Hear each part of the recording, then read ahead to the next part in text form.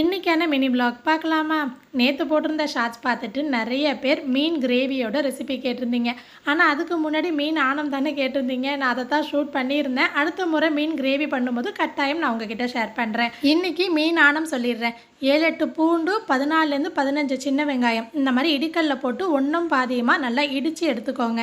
நம்ம முழுசாக சேர்க்குறத விட கட் பண்ணி சேர்க்குறத விட இடித்து சேர்க்கும் போது அதோட சாரெல்லாம் இறங்கி ஆனம் ரொம்ப டேஸ்ட்டாக இருக்கும். குழம்பு தான் நான் ஆனம்னு சொல்கிறேன். ஆனம்னா என்னன்னு கேட்காதீங்க. தாளிப்புக்கு தாராளமாக நல்லெண்ணெய் சேர்த்துக்கலாம். எண்ணெய் காஞ்சு சூடு நல்லா ஏறினதுக்கு அப்புறமா தான் 1 டீஸ்பூன் வெந்தயம் சேர்க்கணும். சூடு ஏறாமல் சேர்த்துட்டோம்னா வெந்தயம் நமக்கு என்னன்னு கிடக்கும், அப்போ வாசமாக இருக்காது. அது கூடவே கருவிடகம் கொஞ்சமாக சேர்த்துருக்கேன். அது இல்லைன்னா 1/2 டீஸ்பூன் கடுகு, ஜீரகம் ரெண்டுமே 1/2 டீஸ்பூன் சேர்த்துக்கோங்க. கூடவே 1/4 டீஸ்பூன் சோம்பு, பெருஞ்சீரகம் சேர்க்கணும். நான் ஃபஸ்ட்டு சேர்க்க மறந்துட்டு இப்போ சேர்த்துருக்கேன்.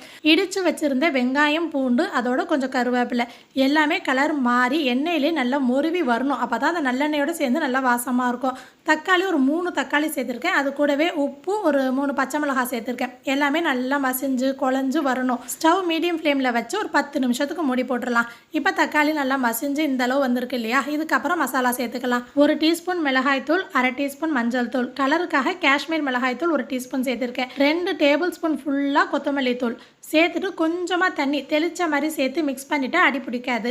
ஒரு 10 நிமிஷம் ஸ்டவ் சிம்மில் வச்சு மசாலா வடை போகட்டும். அதுக்கப்புறம் நீங்கள் எப்போதும் எடுக்கிற புளியை விட ஒரு சொலை எக்ஸ்ட்ராவாக ஊற வச்சுக்கோங்க. மீனானத்துக்கு புளிப்பு தூக்கலாக இருந்தால் சூப்பராக இருக்கும். புளியை கரைச்சி அதையும் சேர்த்தாச்சு. நீங்கள் தேங்காவே சேர்க்க போகிறதில்ல, இல்லை தேங்காய் பால் சேர்க்க போகிறீங்க அப்படின்னா தண்ணியோட அளவை கம்மியாக சேர்த்து கொதிக்க விட்டுருங்க. நீங்கள் தேங்காய் பேஸ்ட்டாக அரைச்சி சேர்க்க போகிறீங்கன்னா தண்ணி கொஞ்சம் தாராளமாக சேர்த்துக்கோங்க. 20 நிமிஷத்துக்கு மலமலன்னு நல்லா கொதிக்கணும். அப்போ தான் மசாலா வாடை போகும். இந்த மீனோட பேர் என்னன்னு கேட்டிருந்தேன். நிறைய பேர் கொடுவா மீனுன்னு கமெண்ட் பண்ணியிருந்தீங்க. இங்கே அந்தமானில் கொக்காரி அப்படின்னு சொல்லுவாங்க. நீங்கள் தேங்காய் பேஸ்ட்டு, தேங்காய் பால் சேர்க்கலன்னா இந்த ஸ்டேஜில் மீன் மட்டும் சேர்த்துட்டு ஸ்டவ் ஆஃப் பண்ணிக்கலாம். நான் 1/2 கப் அளவுக்கு கெட்டியான தேங்காய் பால் கொஞ்சமாக சேர்த்துட்டு அது கூட மீனும் சேர்த்துட்டு ஒரு 5 நிமிஷம் கொதி விட்டுட்டேன். தலை, வால், வேறு பகுதியெல்லாம் இருக்கும் இல்லையா, அந்த மாதிரி தான் ஆணத்துக்கு போட்டு காய்ச்சறது. பீஸ் அதிகமாக போட மாட்டோம். மீன் சேர்த்துட்டு சரியாக ஒரு 5 நிமிஷம் இருந்தால் போதும். இந்த மாதிரி எண்ணெய் பிரிஞ்சு வந்ததுக்கு அப்புறமா கொத்தமல்லி இலை, கடைசியாக 1 டேபிள் ஸ்பூன் ஃபுல்லாக நல்லெண்ணெய் அப்படியே டைரெக்டாக சேர்த்துருங்க. இதில் ஒரு 2 துண்டு மாங்காய் மட்டும் மிஸ்ஸிங்கு. மீன் ஆனம் மட்டும் காய்ச்சணுன்னு டேஸ்ட் தெரியாது. நேரம் ஆக ஆக தான் ருசி கூடும். ட்ரை பண்ணி பாருங்கள். இந்த ஷார்ட்ஸ் பார்த்தவங்களுக்கு தேங்க்யூ.